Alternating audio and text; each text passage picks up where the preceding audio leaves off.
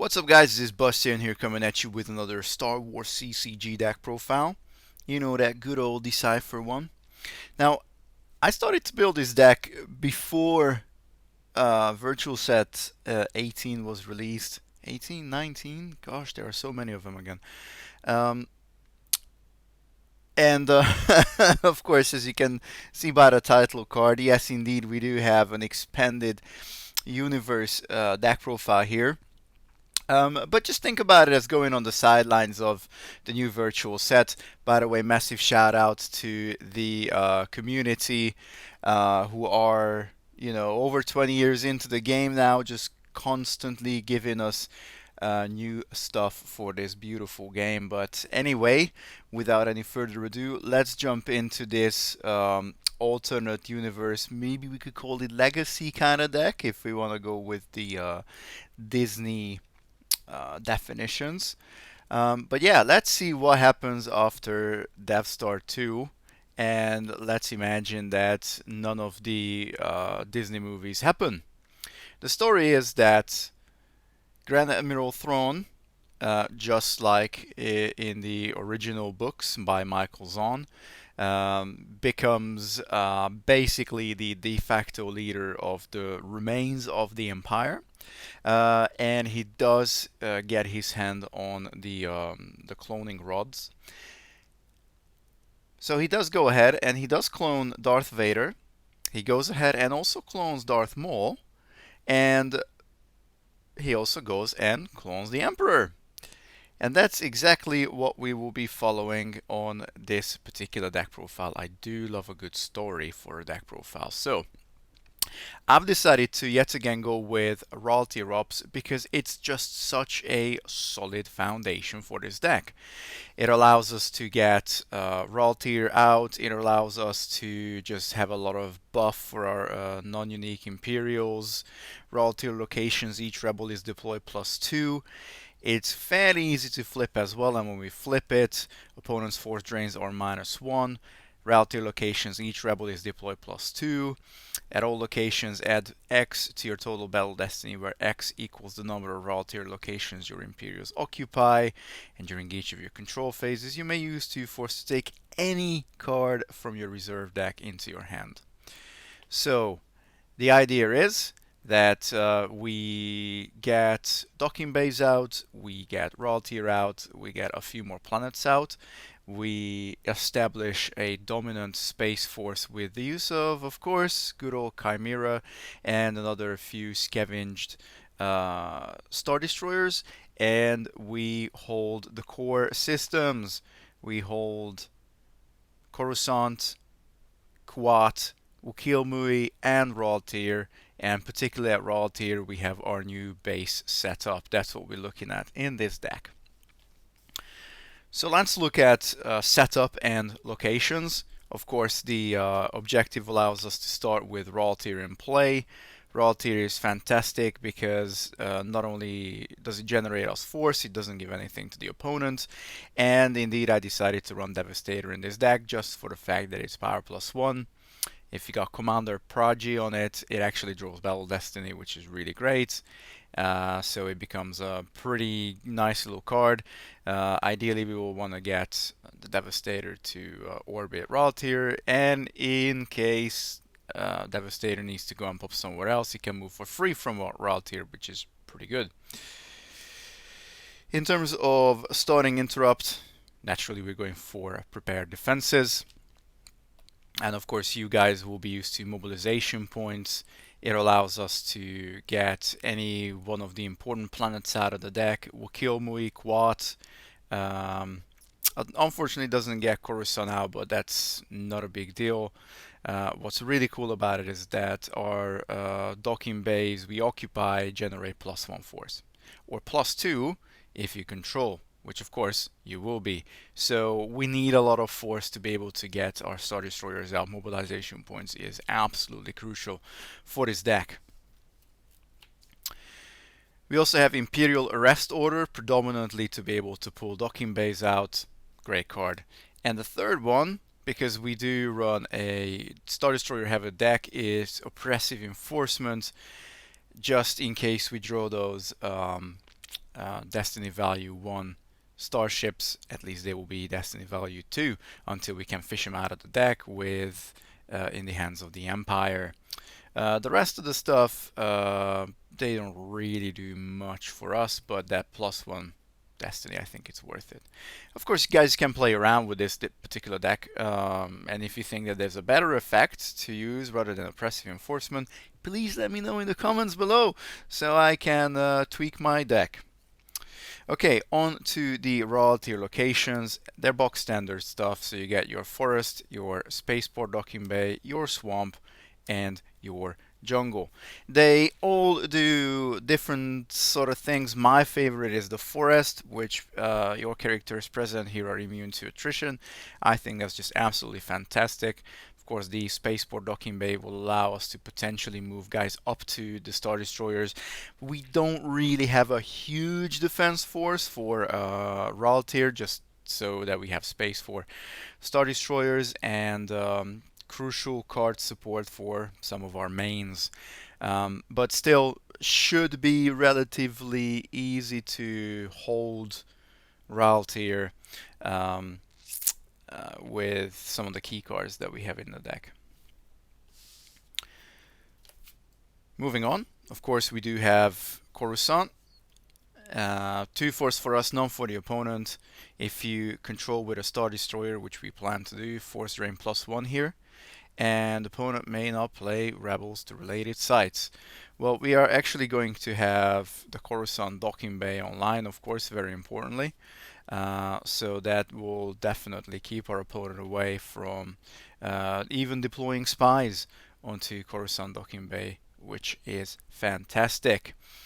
Of course, we want the Emperor to go there, Coruscant docking bay, and then hopefully we can shuttle the Emperor onto Ralltiir with one of our Star Destroyers. But if that doesn't happen, it's still nice just to have the Emperor down on Coruscant and we can protect Coruscant. We have Quat and we have Kill Mui.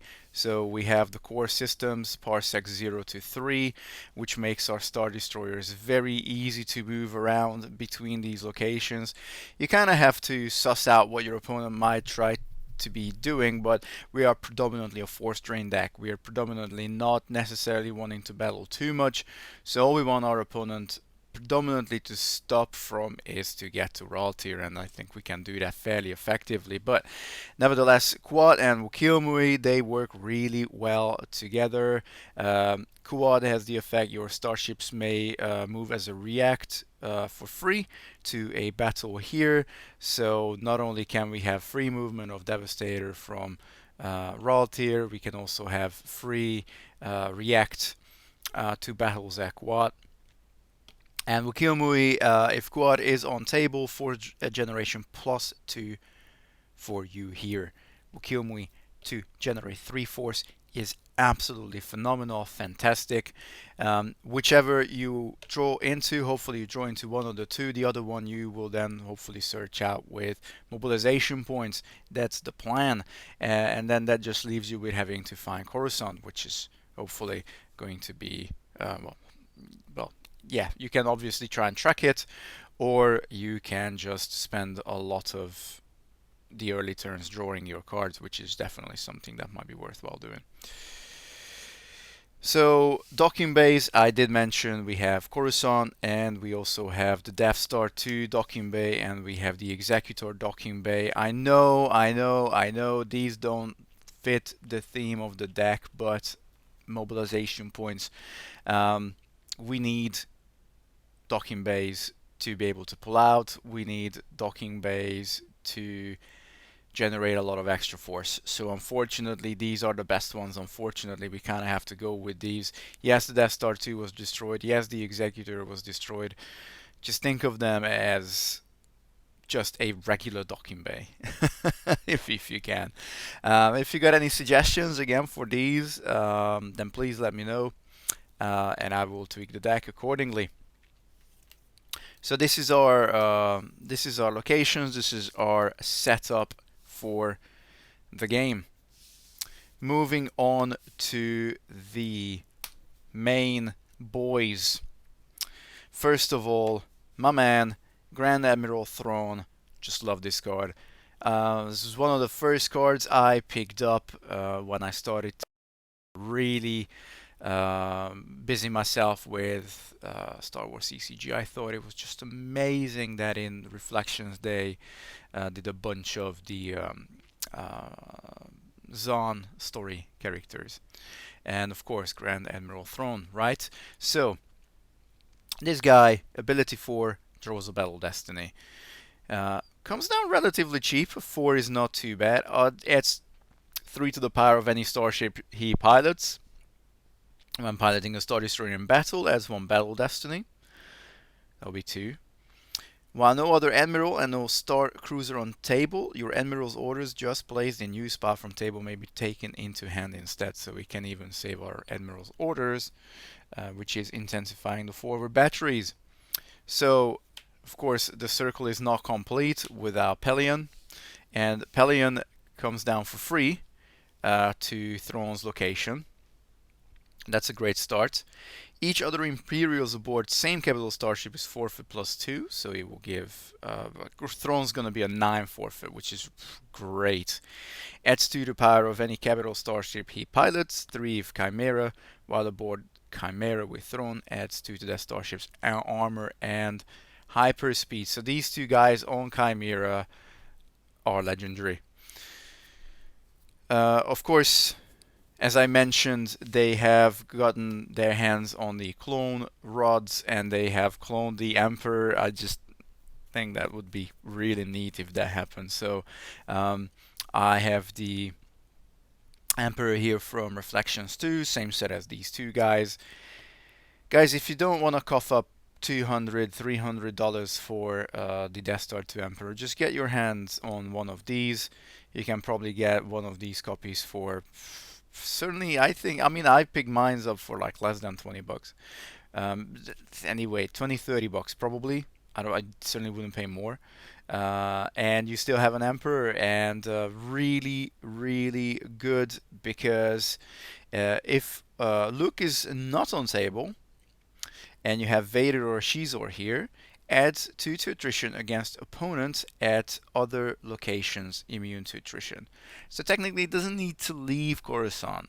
He can just chill out on the Coruscant docking bay and just add 2 against your opponents. What you have to do is you have to hunt Luke down if Luke does come onto the table. But we of course have Vader and Maul and Mara Jade to do that for us.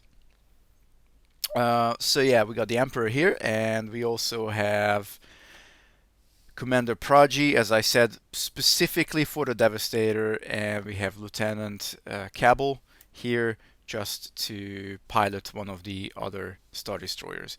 But Star Destroyer wise, obviously we want to get Thrawn and Pelion onto the Chimera. Those 3 cars just work super nicely together. So the Chimera, you can add 6 pilots, 8 passengers, 4 ties, 2 vehicles.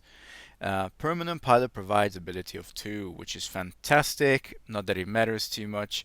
What really matters is it's immune to attrition less than 4, less than 5 while an Imperial leader aboard, and less than 6 while Thrawn aboard. So we have immediately a Star Destroyer that has immunity to attrition less than 6. Of course, Chimera is basically replacing the Executor in this deck to make it thematic, of course, but I think it's definitely worth it. These 3 guys together, like these 2 guys on the Chimera, just make it an extremely powerful ship. So we got this going on, and of course I did mention that we have Devastator here for Prodigy, which basically means that we get ability of 4 if Prodigy is a pilot, so we already draw a Battle Destiny, which is fantastic. And whilst he's on the Devastator, he adds 1 to the hyperspeed, and we did mention that if the Devastator is of course located at Ralltiir, it also gets +1 power. So we're looking at a 10 power, 6 armor, 4 hyperspeed Star Destroyer, which also draws a Battle Destiny. Why not? And then finally, the 2 other Star Destroyers, and I'm not expecting both to come out. This is why we have just the 1 extra pilot here, Cabal. We have the Visage. The Visage is predominantly there to be deployed if our opponent is somewhere out there in the middle of nowhere, you know, fucking about on Tatooine or doing something naughty on Kessel or anywhere basically, anywhere without the rendezvous point. If our opponent has a planet where we cannot go, well, we can go now with the Visage because it can be deployed without presence of Force icons, except rendezvous point, of course.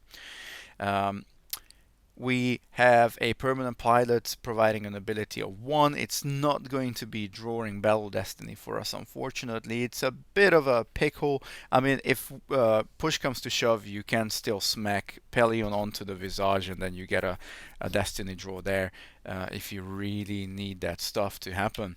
And the other one is the Dominator, which is our predominant ship that we want to get down with Cabal. Permanent pilot provides ability of 2, so if Cabal goes on it, then we can draw Destiny. And very importantly, laser cannon battery may deploy aboard and may fire twice. I mean, laser cannon battery can deploy on all of these ships. The fact that it can fire twice per battle is the important bit here, because, and again, this is just that level of future proofing I absolutely love from Decipher, Dominator, Death Star 2. The laser cannon batteries are, oh gosh, I think they're Coruscant. Correct me if I'm wrong, I think they're Coruscant. And this is one of our main starship weapons that we, of course, will get onto the ships to allow us to dictate the outcome of many battles. We have 2 laser cannon batteries and we have 2 ion cannons here as well. Now, I am still on the verge. What's the right sort of scenario here? One of the reasons why I don't have more laser cannon batteries is because they are bloody expensive and difficult to hunt down. So I thought ion cannon has a 5 destiny value, and of course because many of our core cards have a very low destiny value. Mind you, we are upping that quite a lot with the interrupts and the effects. And even some of our Ralltiir ground forces, we still need those high values. So I think ion cannon is definitely a good choice here to complement the laser cannon batteries. Now, the laser cannon batteries deploying on a capital starship. Of course, all of our starships are capital. May deploy as a react. Fantastic. May target a starship using X force, where X equals 0 to 3, draw Destiny, subtract 2 if targeting a starship with maneuver. If Destiny plus X is higher than the defense value, target hit and opponent loses 1 force. So the laser cannon batteries can just obliterate our opponent's space defenses. Hence why we want to get down these Star Destroyers and we want to start to really patrol the space routes between parsecs 1 to 4. And again, as I said, worst case scenario, we can dump one on the Visage, go somewhere where our opponent is not expecting us to go, and then we can still deal with certain threats out there on the outer rim. Ion cannon. Use 2 force to deploy on any Star Destroyer. May target using 1 force. Draw Destiny. If Destiny plus 2 is higher than target's armor or maneuver, all weapons aboard target are lost. Armor or maneuver equals 0 and hyperspeed equals 0. It is not quite as good as the laser cannon battery, but do not underestimate the ion cannons because those are still fantastic starship weapons. And we do have a couple of supporting cards that make them worthwhile running. Let's look at some of those cards. Let's follow with the theme. So just picking these up. So remember, we got 4 starship weapons in the deck. So as we've looked at Thrawn, and I've already mentioned, we are running 1 Intensify the 4 with batteries. This is one of the key cards for this deck. If we can get this fished out of the deck, that will really help us for the rest of the game. Destiny of 6, pretty sweet, and we got each player, if that player has a capital starship armed with a starship weapon in battle, draws 1 battle destiny if not able to otherwise, and once per battle may reduce the defense value of one opponent's capital starship present by 4 for remainder of the battle. At sites related to systems you occupy, your non-pilot warriors are deployed -1, defensive +2, and forfeit +1. So it just does everything. It does everything for us. Makes our Visage draw Battle Destiny if we have one of the two types of cannons on it. It makes Ralltiir a little bit more defendable. It also helps us in space battles, just absolutely fantastic. We have a quad drive yards, which of course must be deployed on quad, which we can fish with mobilization points. All your Imperial class Star Destroyers, I think they are all Imperial, yes, except the Dominator. I apologize, the Dominator is a victory class, but all the rest are Imperial class. Immune to attrition less than 4. Once during each of your deploy phases, may deploy one Imperial class Star Destroyer here from reserve deck reshuffle. So we can get Visage, we can get Chimera and Devastator onto quad if we get quad drive yards out. I'm a little bit torn about this. Film will keep them in line. The idea is that we throw this onto the Devastator whilst it's orbiting Ralltiir just to give us +1 power at battles related to the sites, related to in battles at related sites. It's okay. I like the Destiny of 4, but it's certainly one of those flex slots that if you guys suggest or I find a better effect, I probably will replace this. But I don't want to reduce the Destiny value. We do have 2 copies of Firepower. This is again just to make sure that we are even more so into the whole starship weapon idea. Deploy on your side of table each of your starships with 2 or more starship weapons aboard is power +2. Once during each of your deploy phases, you may use 2 force to deploy from lost pile 1 starship weapon, vehicle weapon, or artillery weapon for free.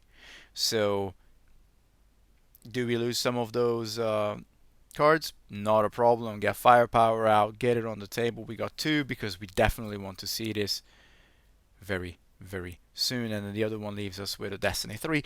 It could be worse. It could be definitely much lower Destiny value on those cards. And the good old bad feeling have I, just to make our opponent's mains a little bit more costly to deploy. Again, really nice to see this early game. And we do have 1 lateral damage in case we do come across a deck that has some extremely beefed up space power, and particularly 1 starship. Then we can lateral damage it, get it out of the battle for a little bit, potentially then attack it with Visage in the middle of nowhere and just deal with it. Okay, let's look at our used interrupts then and lost interrupts as well, because we do have, of course, couple of support cards here. First of all, we got 2 Imperial Command because, well, it's Imperial Command. Definitely one of the best interrupts in the game for the Imperials.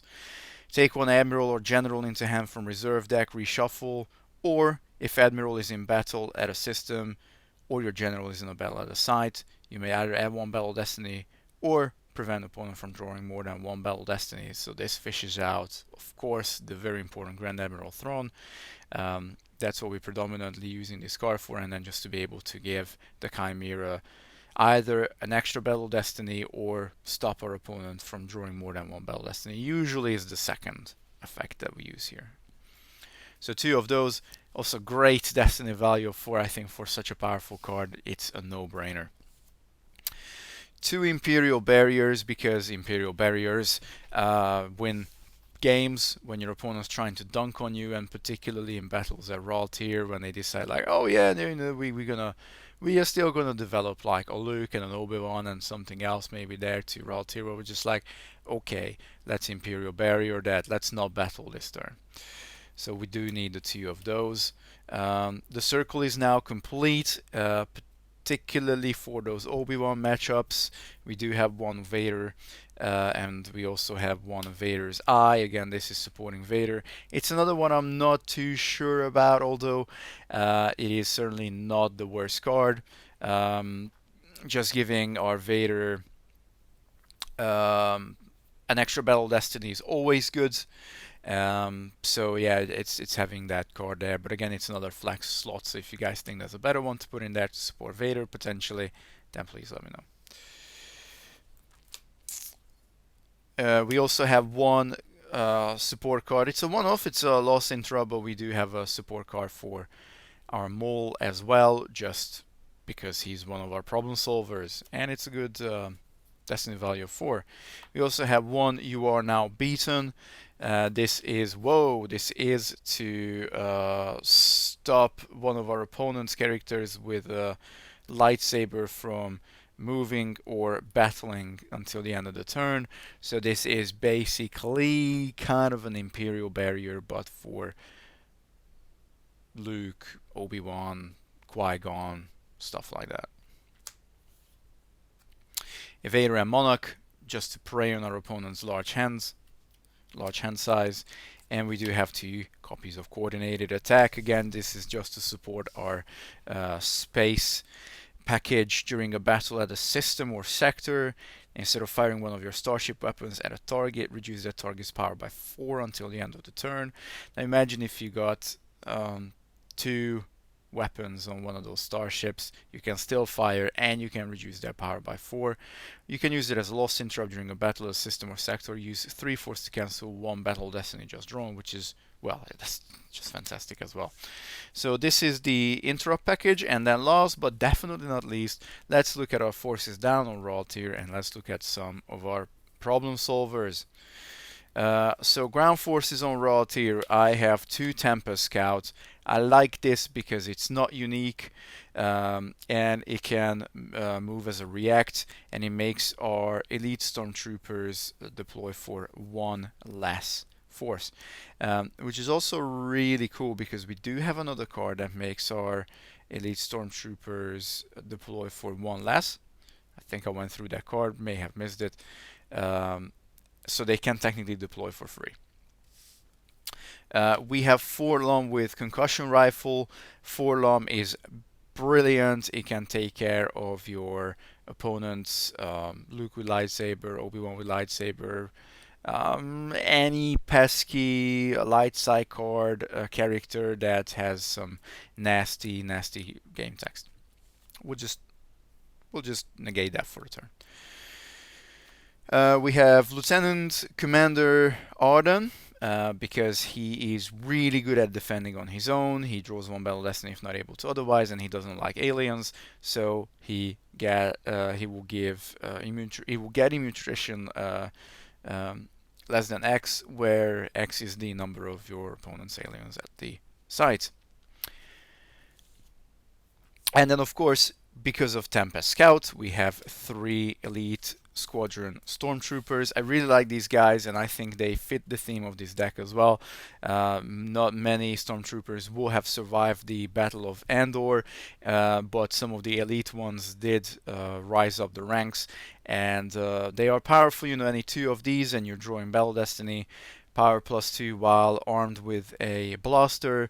When using a blaster, subtract 1 from from force required to fire it, and the last effect we're not using. But yeah, because these are warriors that are not pilots, one of the cards does give them a -1 deploy cost. And of course, to kind of benefit from that ability, we do have 2 blaster rifles in the deck as well. The elite squadron stormtroopers will be power 3 if they have a blaster on them, and we can fire for 1 force. And you know what? I have actually used the blaster rifle in my Tatooine Warriors deck, and surprisingly effective. So yeah, what I was also trying to say about the destiny values is, so far all of these cards have a destiny value of 3, which definitely helps us to increase that average with some of the mains and you know, the problem solvers being all a destiny value of 1. Talking of problem solvers, the last few cards, we have Darth Vader with lightsaber. He was cloned by Thrawn. We have Darth Maul with lightsaber. He was also cloned by Thrawn. And we have Mara Jade, the Emperor's Hand, which, just like the first Thrawn book, initially goes to hunt down Luke. And of course, we do have Mara Jade's lightsaber as well. So we got 3 characters with lightsabers, matching lightsabers. Mara Jade becomes pretty much as powerful as the other 2 if you have the Emperor on the table as well. So, you know, these 3 characters will deal with issues if we have to. And this is it, guys. I've been working on this deck for a few months now. Definitely not going to claim that it's polished and it is the best deck, but you hopefully by now started to see that I'm trying to bring you guys some thematic decks. That is what my plan is for the future as well. Stay tuned, because again, in 4 weeks time I will have another Star Wars CCG deck profile for you on this channel. So if you haven't done it so yet, please, please, please, please smash a big like that, and subscribe and leave a comment below. There's a bunch of things I really want to hear your opinion about, so leave a comment below. Maybe share with a friend who also loves Star Wars or Star Wars CCG. And if you're a UK player, give me a shout. Maybe we could play online sometimes. Up until next time, guys, Bus Saiyan signing out. Double peace.